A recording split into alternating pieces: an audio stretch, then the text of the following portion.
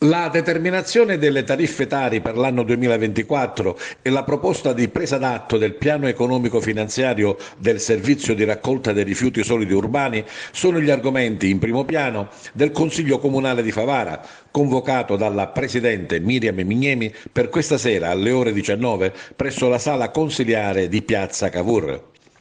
Con lo stesso atto deliberativo si procederà anche all'aggiornamento del tariffario biennale anni 2024 e 2025 che è già stato validato dall'ente territoriale competente e che, a quanto sembra, prevede un sensibile aumento del costo del servizio e quindi con il conseguente aumento delle bollette agli utenti.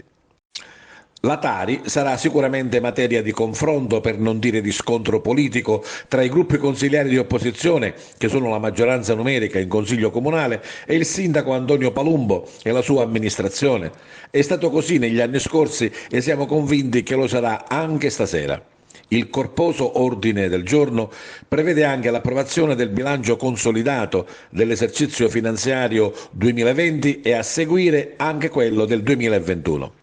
Sempre in tema di materia finanziaria, i consiglieri comunali sono chiamati al riconoscimento di alcuni debiti fuori bilancio gravati da decreto ingiuntivo da parte del Tribunale,